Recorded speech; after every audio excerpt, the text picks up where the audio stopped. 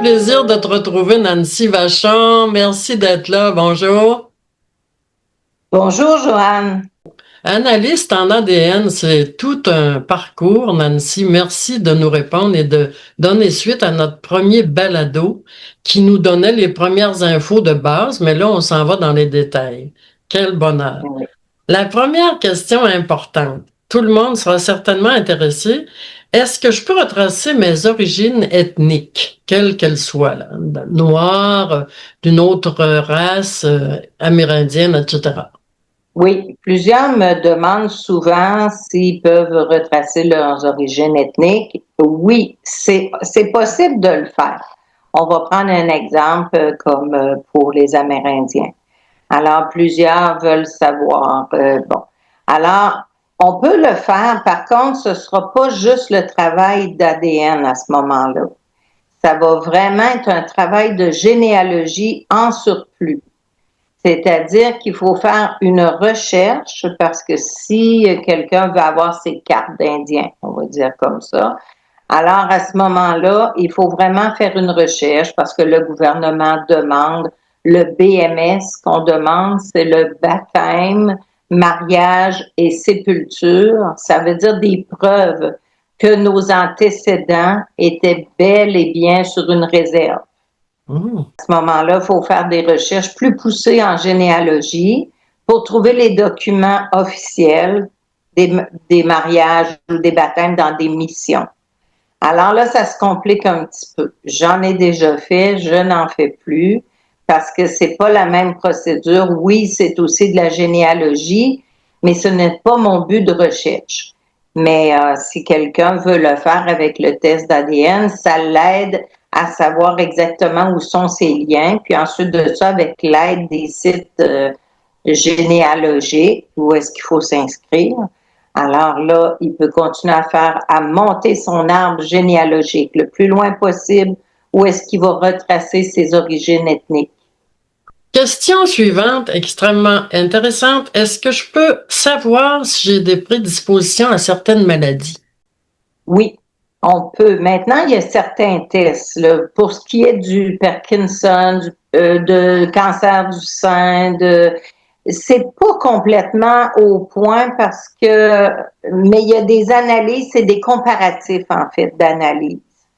Ils vont prendre un pourcentage de telle personne qui a telle prédisposition, puis ils vont comparer avec notre ADN. C'est comme ça qu'ils vont réussir à le faire. Déjà, sur certains sites, on peut s'abonner pour un petit peu, pour un petit montant, pour avoir des traits qu'on appelle. Alors, est-ce que je peux être allergique aux oranges ou des choses comme ça? Donc, à ce moment-là, ils vont dire qu'on a 70% plus de chances que tel individu d'avoir une allergie quelconque à certaines choses. Donc, l'ADN peut déjà voir ça, mais c'est en comparatif plutôt que l'ADN elle-même.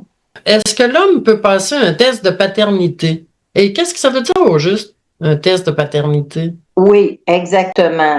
Si il veut savoir si vraiment c'est son enfant que sa blonde porte ou sa femme, alors oui, il peut passer un test de paternité. Il peut le passer avec des tests récréatifs, comme on parlait l'autre jour, là, le même test. Ça, c'est un test qui coûte moins cher, puis ça donne les mêmes résultats. Mais s'il se sent insécure, puis il veut que ça soit complètement fermé de lui à son enfant, à ce moment-là, il peut aller en laboratoire. La différence, c'est que là, ça coûte 200 dollars au lieu de 69, 79. Mais c'est juste de lui à lui et les résultats ne sont pas distribués ou on ne voit pas de lien entre d'autres personnes que lui et son fils. Et il y a des tests aussi de paternité beaucoup plus poussés. Il y a même les prénatales, le test prénatal qu'on peut. Lorsque la femme est enceinte, elle peut même passer un test de paternité. Alors là, c'est un peu différent. Le père passe le test par la salive, la mère par les prises de sang, parce qu'elle, elle a les deux là, en elle. À ce moment-là, ils font le comparatif, puis ils peuvent savoir à 99,9% si c'est le père. Test de paternité pour l'enfant du moment, sauf qu'est-ce qu'on peut découvrir à travers ces tests-là s'il n'y a pas d'autres enfants quelque part, hein? Si le père passe le test dans une clinique privée, un endroit laboratoire privé, seulement avec son enfant, à ce moment-là, il ne verra pas s'il y a d'autres enfants ailleurs. Parce que c'est seulement ces deux personnes-là, c'est un comparatif. Par contre, s'il passe un test récréatif et qu'il le publie, ben c'est possible qu'il va sortir des concordances. Alors là, oui, et on peut avoir des surprises. Qu'est-ce que c'est au juste, Nancy, le test Y? Justement, le test Y, c'est le test que seulement les hommes peuvent passer. Alors, comme on expliquait dans une autre vidéo, c'est que la mère met un 50% dans la paire de chromosomes et le père met le 50%. Quand on arrivait dans le chromosome qui déterminait le sexe, alors là, la femme a deux X. Hein? Là, elle a le choix de mettre un X ou l'autre, mais c'est seulement deux X. C'est les chromosomes femelles. Tandis que l'homme, lui, a le X et le Y. Alors, le Y que lui a, c'est le même Y que son père avait, que son grand-père avait, que son arrière-grand-père avait. Ce Y-là se promène sur des longues générations. Tandis que nous, on promène à peu près tous les noms de nos ancêtres. Mais l'homme, lui, garde. Et ça nous amène, si un homme, moi, je suis une fille, si je n'ai pas de frère, mais que je dis à mon fils, alors, est-ce que tu veux passer le test Y pour savoir dans quel haplogroupe on est? Ça détermine le nom de famille exact. Haplogroupe. Donc, haplogroupe, oui. Alors, si mon fils passe le test, ça ne marchera pas. Parce que entre mon père et lui, c'est une fille. Alors, le Y s'est perdu. Il faut que ça soit une lignée directe. Il faut que ça soit d'homme à homme, toujours en montant. Alors là, on peut découvrir si la chaîne généalogique a été brisée. Parce qu'à un moment donné, lorsqu'on monte et qu'on fait les recherches, on s'aperçoit que c'est pas le même Y. Alors là, on dit, bon, ben, il y a eu quelque chose qui s'est passé ici, là. Mais le Y pour un homme, c'est merveilleux parce que lui peut trouver l'aplogroupe de son nom. Admettons, on va dire c'est des gagnons. Alors là, ça va coter dans un groupe de gagnons. Donc, c'est un fort indice que probablement qui descend des gagnons. Nancy, tu m'amènes à une question. Les personnes qui changent leur nom, qu'est-ce qui se passe avec ça? Les personnes qui changent leur nom, en fait, c'est juste le nom qui change parce que leur ADN reste le même. Et c'est là qu'ils vont découvrir que probablement, ils ne portaient pas ce nom-là au départ. Je vais te donner un exemple assez simple comme les pomerleaux. Alors, c'est Vachon dit pomerleau. Alors, les pomerleaux sont des vachons qu'on a appelés les pomerleaux. Et donc, quand ils vont passer le test d'ADN, les haplogroupes vont être vachons. Et dans d'autres, même en montant plus haut, vacher et tout ça, c'est des personnes qui gardaient des vaches. C'est ça que le nom. Et les pomerleaux, parce qu'ils cultivaient des pommes. Tu vois, le nom est tellement... vraiment, ça nous amène au métier des gens, aux caractéristiques. Tu sais, les Leroux, hein, c'était le Leroux, ou les Lapointe, Odette dit Lapointe, alors c'était les Odettes de Lapointe. Alors, c'est ces noms-là on appelle les non-dits. NON, trait d'union, DIT, les non-dits. Alors oui, l'ADN va nous amener, l'homme va découvrir dans son Y son nom d'origine. Mais comment tu fais pour te démêler dans ça, Nancy, dans les généalogies? Dans la généalogie, là, c'est pas la même chose. On va pas chercher par la généalogie, on va pas chercher là, par les centimorganes. C'est vraiment en montant avec des documents officiels. Là, vraiment, il faut y aller dans les sites généalogique pour découvrir tout ça. Mais le Y donne, l'aplogroupe donne le nom. Ça, c'est évident. Ça, il n'y a pas de souci. C'est vraiment le test ADN qui va lui donner ça. Lorsque tu fais une recherche, une analyse, comment tu fais pour séparer le côté maternel du côté paternel? Lorsqu'on reçoit le test d'ADN, si on parle toujours du test récréatif, celui sur lequel je travaille, la meilleure façon, c'est premièrement, on peut toujours vérifier par les noms, par les haplogroupes, comme je disais, mais la meilleure façon, quand je reçois un test, c'est de séparer avec la méthode LEEDS, Leeds. Alors, c'est une méthode par couleur. On prend le premier individu qui correspond avec nous et on demande qui est en lien avec cette personne-là. Alors, on se fait un tableau, on prend la première personne et on écrit tous les noms qui correspondent avec cette personne-là et on y attribue une couleur. On fait pareil avec la deuxième, la troisième. Puis, c'est comme ça qu'on découvre plein de choses parce qu'habituellement, on est supposé avoir, si on parle d'un cas normal, 4 couleurs. Donc, 4 noms de famille. Du côté maternel et du côté paternel, est-ce que je te suis bien, là? Oui, parce que toi, tu as une mère, un père qui a 2 noms différents. Et du côté de ta mère, c'est 2 noms différents aussi. Tu as des grands-parents qui portent 2 noms différents. Et du côté de ton père, 2 noms différents. Donc, si on attribue une couleur à chaque nom de famille, on se retrouve avec 4 couleurs. Et c'est comme ça que je suis capable de déterminer tu descends de qui exactement, parce qu'il faut que je forme les couples en descendant. Alors, je vais dire, admettons, un Tremblay avec un Fortin.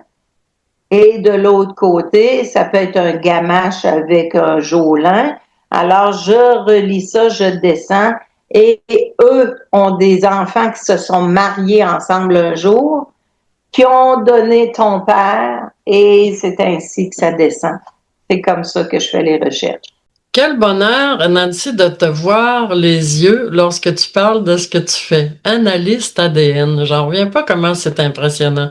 Et bon, oh mon Dieu, c'est intéressant aussi les anomalies. Mais les anomalies, Nancy, j'ai de la misère à vivre avec ça. Pourquoi une anomalie quand quelqu'un naît avec des yeux d'une couleur un petit peu hors norme ou avec une trisomie? Pourquoi? Je trouve ça triste de mettre un mot là-dessus. Mais en tout cas, comment ça fonctionne en ADN? En ADN, aussi étrange que ça peut paraître, les anomalies ne sont pas un manque de quelque chose, mais plutôt un surplus. Si on prend les yeux vairons, qu'on appelle vairons, V-A-I-R-O-N-S, ce sont des yeux de différentes couleurs, comme à la David Bowie. Oui. Alors, c'est que au lieu que le père et la mère ont mis chacun un chromosome de couleur, il y en a un qui en a mis 2. Ça peut arriver que ça soit comme ça, parce que c'est où le mélange ne s'est pas fait, puis les 2 ont donné la caractéristique différente. Puis du côté de la trisomie 21, c'est ce qui se passe aussi. C'est un chromosome de surplus, donc alors, au lieu d'en avoir 46, on se retrouve avec 47 sur le chromosome 21. C'est pour ça qu'on appelle ça la trisomie 21. Alors, c'est un surplus. Tu vois, ça crée un petit débalancement, tout ça. Même si on ajoute un petit grain de quelque chose, tout se débalance. Alors, l'humain est vraiment fait pour que les caractéristiques soient à 46. Donc, ces gens-là ont pas moins, ont plus. Ils ont quelque chose de plus que nous. Absolument. Oui, ben c'est ça, Nancy. On se demandait aussi dans l'ADN, lors de la création d'un enfant, qui détermine le sexe? C'est l'homme. L'homme détermine le sexe. Et puis, on dit toujours, est-ce que il y a plus d'ADN du père en nous parce que c'est l'homme qui détermine le sexe, ou s'il y en a moins? Non, c'est pareil. L'homme fait juste décider, lui, si tu seras une fille ou un garçon. C'est tout. Alors, c'est lui qui a le X ou le Y et c'est son choix. S'il met le Y dans le pot, tu seras un homme et s'il met le X dans le pot, tu seras une fille. Mais on a aucun choix, nous, les femmes, sur ça. Ah, c'est de là que ça vient, cette supériorité masculine, Nancy? Et voilà, c'est ça, exactement. Oui, mais Le sais-tu, sexe fort, le sexe fort. oui, puis ça me fait penser tantôt quand tu parlais de... Tu sais, dans le temps, ils disaient, oui, on veut juste des hommes, puis ça continue la lignée, là, pour pas qu'il y ait un petit intermède, là. Wow! Hein, c'est Ben vrai? oui, et puis en plus de ça, les hommes, on entendait souvent parler lorsqu'on était jeune, elle n'a pas pu me donner de garçon. Oui. Hein? Tu vois, on était vraiment ignorants. Elle n'a pas pu lui donner un fils. On Ah, l'entend souvent. c'était lui qui pouvait pas. C'était lui qui savait pas comment faire. Ah ben ça, ah là, on apprend quelque chose, tout le monde, là. Oui, Mettez ça oui, dans oui. votre oreille, là, puis oh, là, ça, c'est beau, ça. Oui. Et comme tu viens de dire, le sexe étant déterminé par l'homme, est-ce que ça veut dire que nous avons plus de caractéristiques de notre côté paternel? Non, on Non? n'a pas plus de caractéristiques. Mais d'un frère ou d'une sœur qui ont été conçus de la même façon, si on prend deux frères, alors les deux frères peuvent ne pas du tout, un peut ressembler complètement au père, puis un peut avoir les caractéristiques complètement de la mère. Grandeur, caractère, couleur de cheveux, couleur de peau. Et tout ça est vraiment, c'est un mélange. Comme je dis souvent, l'enfant, c'est un jeu de cartes. Oui. Hein, on mélange les cartes et on les passe égales et puis on dit, on sait jamais qu'est-ce qui va sortir, c'est qui va avoir l'atout. Alors, quand on décide de faire un enfant à deux mêmes personnes, c'est toujours le même jeu de cartes, mais toujours mélangé. Puis, ça peut arriver qu'il y en ait deux dans la famille qui aient toutes les deux eu à deux jeux différents le valet de carreau. Mhm. Alors, ils vont avoir toutes les deux la même couleur de yeux. Et ça se peut qu'il y ait un autre valet de carreau qui revienne chez la fille. Alors là, ils vont avoir trois aux yeux bleus. C'est comme ça que ça se fait. Mais ce qui est impressionnant, Nancy, dans ma famille, mes grands-parents ont eu 15 enfants. Ils ont tous un peu la même... on les ressent... Ils se ressemblent un peu tous quelque part, c'est sûr. Sauf qu'ils sont tous différents. Absolument. Parce qu'il y a peut-être juste une personne dans tout ça qui a eu le deux de cœur. Hein? Et puis, c'est ça, là. Si on parle de jeu de cartes, c'est pas toujours, mais il y en a d'autres qui peuvent se ressembler énormément. Assez des fois qu'on peut dire qu'ils se ressemblent comme des jumeaux. Alors, les caractéristiques physiques se ressemblent, mais Oui, peut-être que, je veux dire, aussi à l'intérieur, ils sont pas pareils, là. Ils pensent exactement. pas pareil, ils agissent pas pareil, ils ont pas le même caractère. Mais souvent, dans une grande famille, c'est que le jeu de cartes revient plus souvent. On a juste 46 cartes, faut pas oublier. Et puis on en donne juste 23 chaque. Donc, quelqu'un qui a 25 enfants, évidemment, les mêmes cartes vont revenir souvent. Plus la Même. famille est grande, plus les gens se ressemblent. Sauf que les maladies qui sont héréditaires, ça fait un peu partie de l'ADN d'une famille, souvent. Ça, c'est plus les gènes aussi, hein. Il y a des maladies qui passent par les gènes, hein. C'est une infime partie qu'il y a dans le chromosome. C'est différent des caractéristiques. Du Ah, côté génétique, là, il y a certaines maladies qui suivent le courant. Ça, je pourrais pas t'expliquer parce que je suis pas scientifique. Mais oui, ça suit l'ADN, mais c'est vraiment un gène qui est dans le chromosome. si on parle des donneurs de sperme et qui se retrouvent avec pas des milliers d'enfants, mais presque, comment ça Oui. fonctionne? Oui, ils peuvent avoir des milliers d'enfants parce qu'avec un don de sperme, ils peuvent faire beaucoup d'enfants juste avec un don. Mhm. Alors oui, ça m'est arrivé de chercher pour quelqu'un qui se retrouve avec 7, 8, 10 frères de la même âge. La personne qui recherche, quand elle passe le test d'ADN, on retrouve des frères et des sœurs de la même âge. Alors, on se dit, ben là, il y a une limite là, quand c'est rendu à 6, 7, là, puis c'est pas des jumeaux identiques, là, c'est vraiment des frères et sœurs. Souvent, ça vient de donneurs de sperme, exactement. C'est des demi-frères et demi-sœurs. Nancy, est-ce que je peux retrouver mes parents s'ils sont de l'étranger? Oui. Oui. L'ADN, c'est international. Par contre, je dois dire qu'il y a certains pays que c'est plus difficile parce que les dons comme la France, les tests Oui. sont interdits. Alors, il y a des personnes qui le passent quand même, on voit quand même. Mais on place notre ADN sur des sites internationaux. Alors, on le fait sur un site, puis on le place sur les sites internationaux pour au moins retrouver des liens. C'est plus compliqué, mais comme pour les États-Unis, c'est quand même assez facile à trouver. Lorsqu'on passe de l'autre côté, alors là, du côté européen, c'est un petit peu plus compliqué, malgré que l'Italie, il y a des endroits où est-ce qu'il y a des gens qui passent beaucoup de tests aussi. Mais c'est vrai que nous, on est privilégiés au Québec de pouvoir passer. Puis on a des communautés au Québec, hein, des communautés italiennes, des communautés Oui. asiatiques et des quartiers chinois. Bon, souvent aussi, ces gens-là étaient au Québec. Alors, on les retrouve. Mais on peut retrouver nos liens à l'étranger, différentes façons, c'est plus long, mais oui, on peut les retrouver. Est-ce que, selon les tests, on peut réaliser que nous sommes des enfants de l'inceste? Oui, ça c'est visible tout de suite. Ah oui? Alors moi, quand je reçois le test, tout à l'heure, je parlais de séparer les couleurs et Oui. qu'on a 4 couleurs par personne. Alors, si je me retrouve juste avec 2 couleurs, il y a un signe qu'il y a quelque chose qui ne va pas. Alors, il faut que je mette un bémol. Il peut aussi avoir les jumeaux identiques qui ont marié des jumeaux identiques. Alors là, ça se complique. Parce que des fois, les 2 jumeaux marient les 2 sœurs jumelles. Ça arrive. Là, c'est différent.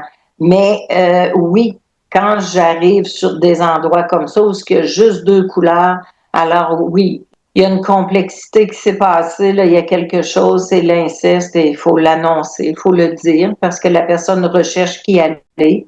Puis en partant, ben oui, c'est possible que ce soit ça. Mais pourquoi on entend souvent que lorsqu'il y a une relation entre un frère et une sœur, ce qui donne l'inceste donne des enfants anormaux? C'est pourquoi? C'est pas toujours vrai. C'est pas toujours vrai, mais c'est un peu comme l'endogamie.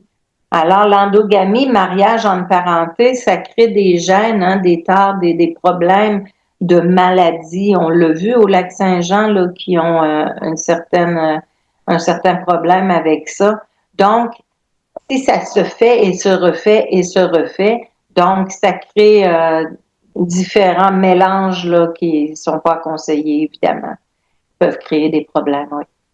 Quelle est la maladie la plus souvent rencontrée dans tes analyses? Moi, je ne recherche pas pour les maladies, mais je sais que les gens recherchent beaucoup pour le Parkinson. Ça, c'est vraiment, et le cancer du sang, comme je disais. Moi, je ne fais pas ces recherches-là, c'est fait en laboratoire. Et comme je dis, vous recevez des résultats directement. Moi, je n'ai même pas accès à ça. Donc, c'est confidentiel et ce n'est pas des recherches que nous, on peut faire. C'est vraiment des comparatifs. Aujourd'hui, je suis sur une recherche de père. Ça fait très longtemps que je Ah recherche. oui? Oui. Vas-tu Alors, finir par le trouver, ce père-là? oui, je vais finir par le trouver. C'est très complexe parce que j'ai trouvé pourquoi j'ai tant de problèmes à le trouver. C'est qu'il y a eu beaucoup de mariages et d'endogamie. Alors, il faut que je démêle tout ça. Mais là, j'ai pas 4 couleurs, j'en ai 16 couleurs. OK. Donc, dans les 16, il faut que je prenne chaque couleur et trouver l'ancêtre commun. Trouver une autre couleur, trouver l'ancêtre commun. Puis pour trouver l'ancêtre commun, il ne faut pas que la première couleur touche à la deuxième couleur. Donc, ça se complique, c'est difficile. Mais oui, ça se fait avec le temps. Mais dans le fond, ça prend une patience d'ange pour être analyste en ADN, Nancy. Oui, il faut être très patient, il ne faut pas être pressé, il ne faut pas Ouais. courir après le résultat parce que ça marchera pas. Il faut vraiment laisser aller. Puis des fois, il faut attendre aussi que d'autres tests rentrent pour confirmer ou pour être plus près de nous, pour nous aider. C'est Ouais. un travail de longue haleine et je pense qu'avec ton expérience, les personnes qui vont te contacter avec l'adresse qui apparaît en bas de l'écran, Nancy, seront en sécurité avec toi. Je te dis à la prochaine. On n'a pas le choix de se revoir parce que, regarde, j'ai pas fini du tout toutes mes questions. On se refait certainement un troisième balado, Nancy. Merci beaucoup, Nancy Vachon, et à bientôt pour un autre balado sur l'analyste en ADN. Merci, Joanne. C'est toujours un plaisir. À bientôt.